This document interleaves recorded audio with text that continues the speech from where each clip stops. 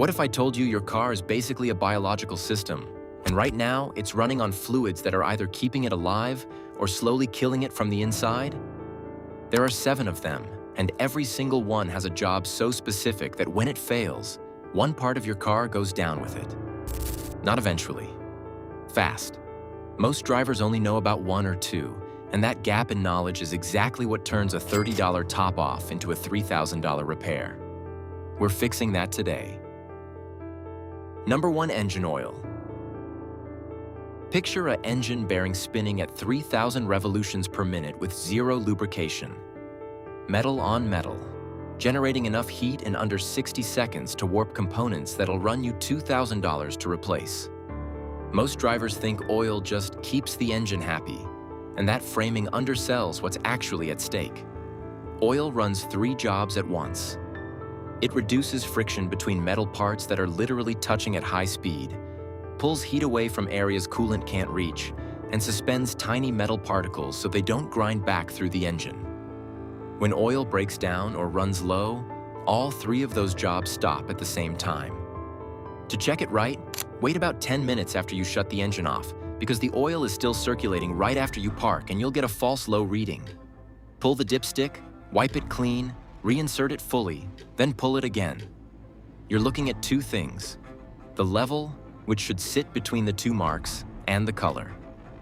Fresh oil is amber and slick between your fingers. Old oil turns dark brown or black and feels gritty. So if it's gritty, it's already carrying metal particles and combustion byproducts that are recirculating through your engine right now. Number 2, transmission fluid. Most drivers have never thought about this, but a transmission has hundreds of moving parts running inside a sealed housing with no external cooling system whatsoever.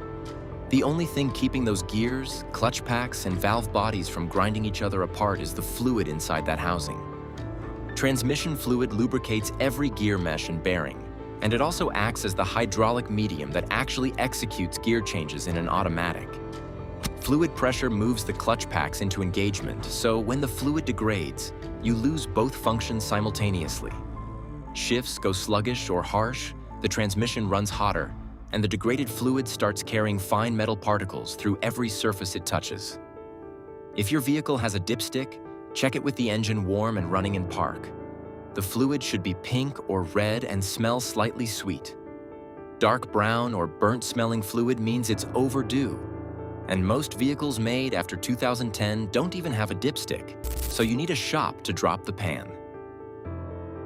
Number 3, brake fluid. Every other fluid on this list affects how your car runs. Brake fluid affects whether you stop. When you press the brake pedal, you're not pulling a cable. You're pressurizing a column of fluid that travels through steel lines to the calipers, and that pressure is what clamps the pads against the rotors.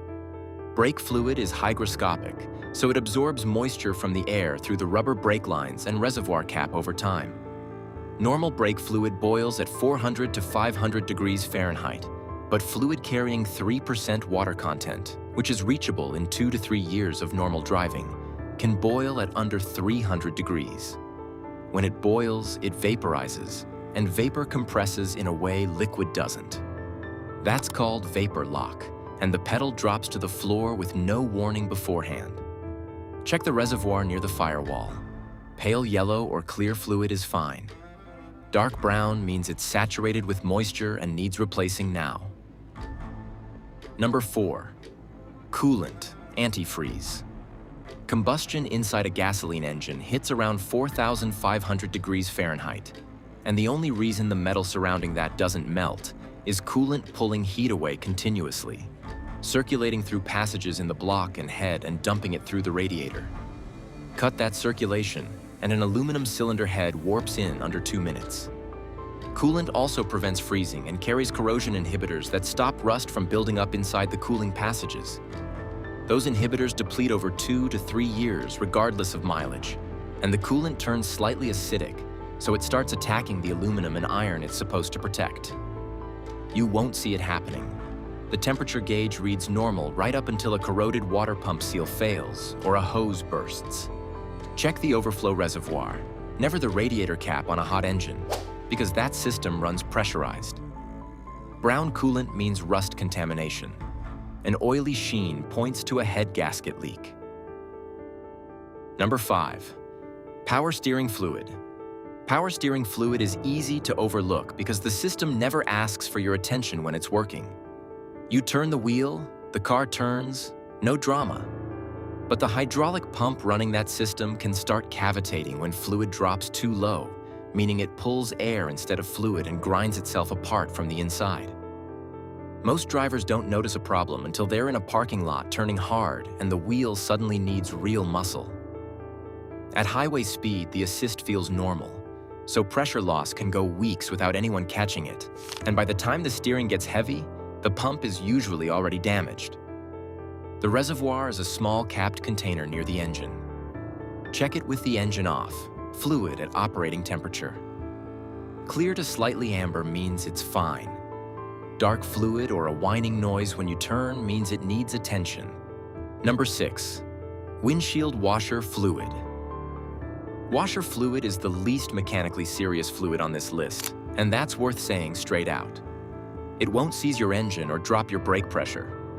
But a truck kicking mud across your windshield at 70 miles an hour with an empty reservoir is a real problem, not a theoretical one. The mistake most drivers make isn't running it dry, it's running the wrong formula for the season. Standard summer fluid is mostly water with a little detergent and alcohol, and below 32 degrees Fahrenheit, it freezes solid in the reservoir, pump, and nozzles, which can crack the pump housing completely. Winter formula uses methanol or isopropyl alcohol at higher concentrations, staying liquid down to -20 or -30 degrees. Don't substitute plain water or dish soap, because both damage the pump seals and leave films on the glass. Bug removal formulas often freeze at exactly 32 degrees. So check the freeze rating on the bottle before fall hits. Number 7, differential fluid. Did you know there's a fluid in your drivetrain that most drivers have never checked, never changed, and probably couldn't locate without a manual? The differential splits engine torque between your drive wheels and lets them spin at different speeds through a corner, because the outer wheel travels a longer arc than the inner one and needs to rotate faster. Without that gear housing doing its job, the outer wheel would skip and drag every time you turned. The fluid inside is gear oil, thicker than engine oil and loaded with extreme pressure additives that create a chemical barrier between the hypoid gears, which generate enormous contact forces during turns. As those additives break down, the fluid carries metal particles back through the gear mesh with every rotation. No dipstick, no warning light, no feedback at all. You won't believe how many drivetrain rebuilds trace back to gear oil that costs $15 a quart and gets changed once every 80,000 miles. Stick around.